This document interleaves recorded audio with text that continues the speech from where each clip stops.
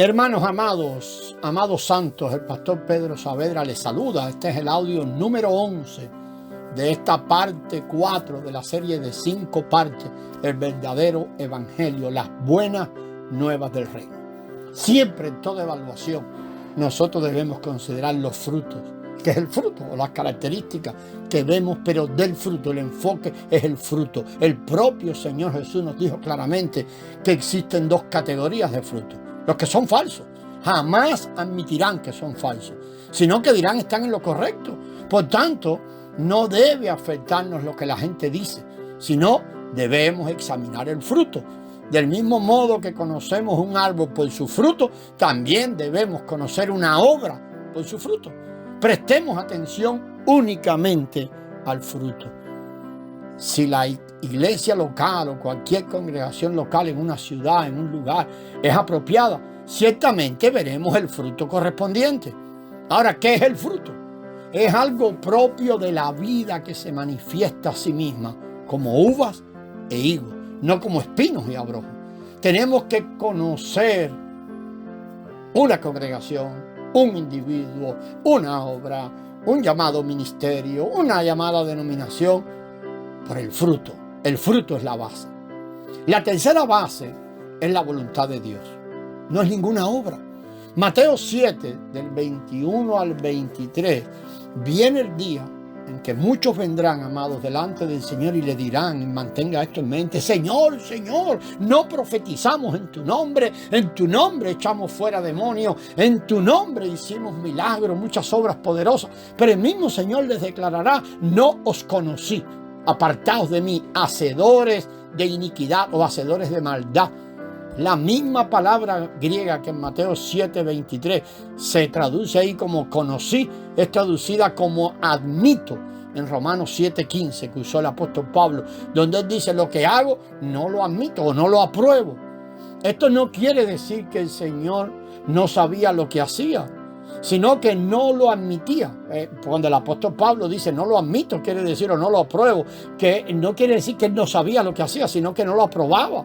Asimismo, en Mateo 7:23, no es que el Señor no supiera quiénes eran ellos, sino que él no había aprobado tales obras que ellos hacían. Así pues, amados hermanos, ellos habían profetizado, pero el Señor jamás había aprobado hacerlo. Ellos echaron fuera demonios, pero no lo hicieron, lo hicieron a su modo, sin tener el consentimiento del Señor.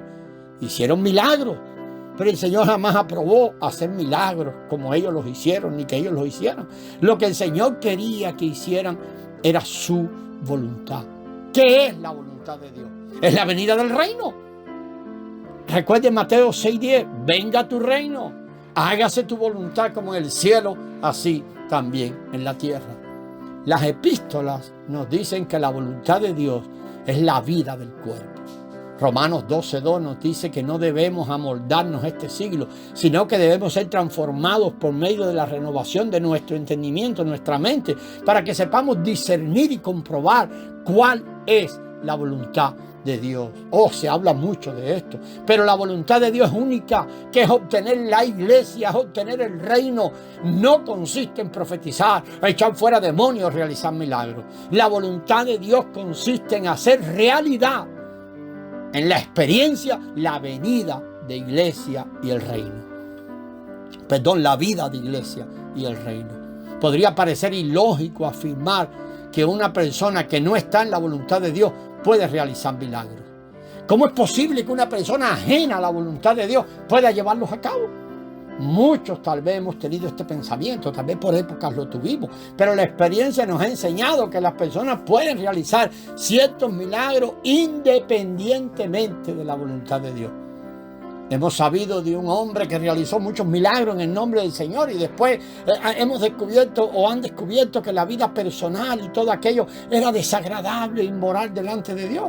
Ahora podemos entender por qué el Señor no refutará a quienes vengan a Él diciendo haber hecho milagros en su nombre.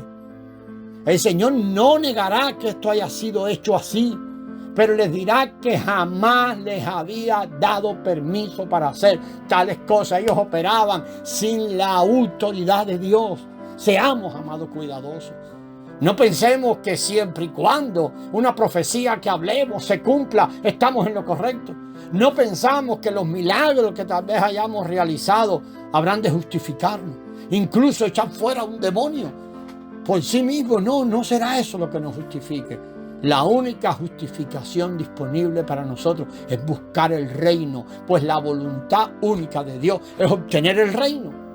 Ahora llegamos a la última base, que es la palabra de Cristo como la roca. Nuestra obra debe realizarse de acuerdo con la palabra viviente de Cristo y no según la letra muerta. La palabra viviente de Cristo es la roca sobre la cual podemos edificar. Si nuestra obra es edificada sobre el fundamento de la palabra de Cristo como la roca, entonces nuestra obra habrá de prevalecer, de permanecer, aunque caiga la lluvia, vengan las inundaciones y los vientos soplen. De otro modo, nuestra obra será destruida cuando sea probada desde estas tres direcciones.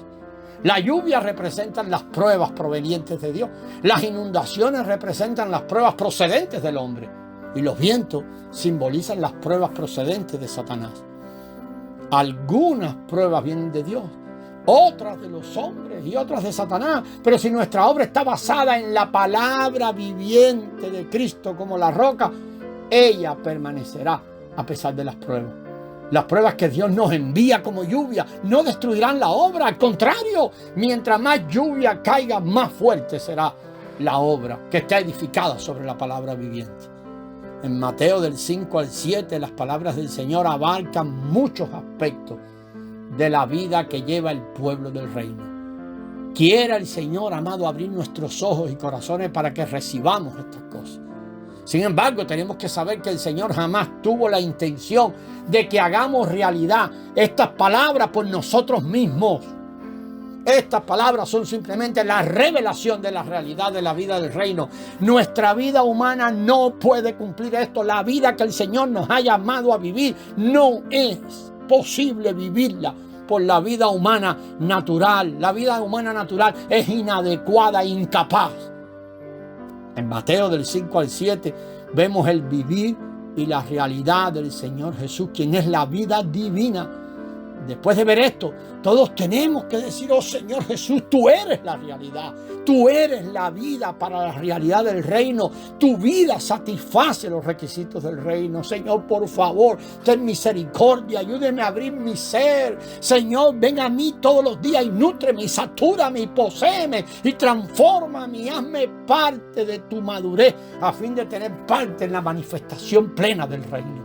Al final, amado, todos los aspectos de la realidad del reino de estos 3 capítulos del Sermón de la Montaña estarán presentes en nuestras vidas. De manera orgánica irán fluyendo. Nuestra vida diaria y nuestra obra corresponderán exactamente a lo descrito en estos capítulos. Cuando esa vida soy, vamos entrando en la vida soy, y la vida soy va manifestando su vivir. Estaremos en la realidad del reino e incluso llegaremos a ser la realidad del reino. Como dijimos, en los capítulos 5, 6 y 7 de Mateo se revela la realidad del reino. Pero debemos considerar que estos capítulos tienen meramente un significado, no debemos considerar que estos capítulos tienen meramente un significado dispensacional y que se aplicarán únicamente en el futuro. Estos capítulos también tienen que ser aplicados a nuestra situación actual en la vida de iglesia.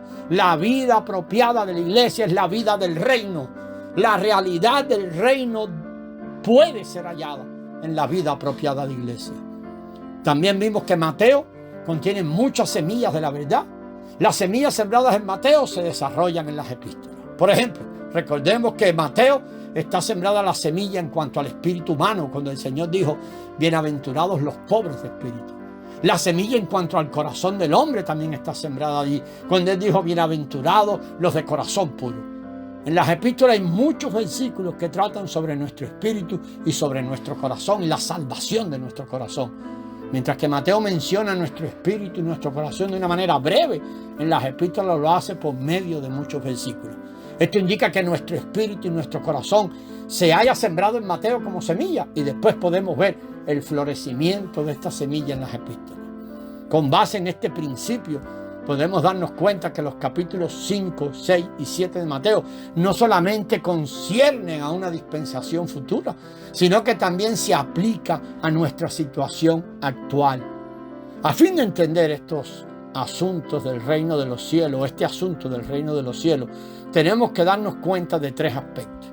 Hemos estado hablando de la realidad del reino, pero vamos a hablar un poquito ahora de separar estos tres aspectos. Si no vemos estos tres aspectos, jamás podremos entender cabalmente la definición del reino que se presenta en Mateo. Estos tres aspectos son la realidad del reino, de la que hemos venido refiriéndonos en Mateo 5, 6 y 7, la apariencia del reino y la manifestación del reino. En Mateo, estos tres aspectos abarcan tres grandes sesiones. Mateo del 5 al 7, el Sermón de la Montaña, se nos presenta la realidad del reino de los cielos. Las parábolas relatadas en Mateo 7 revelan la apariencia del reino. Y las profecías contenidas en Mateo 24 y 25 revelan la manifestación del reino. La realidad del reino y la apariencia del reino están presentes hoy, pero la manifestación del reino ocurrirá en el futuro. A fin de comprender mejor la diferencia entre estos tres aspectos, veamos que el reino de Dios, en un término general, incluye 6 aspectos, internamente hablando del reino de Dios. Vamos a seguir con esto, hermano, para tocarlo todo de una vez en el próximo audio. La gracia del Señor sea con vosotros.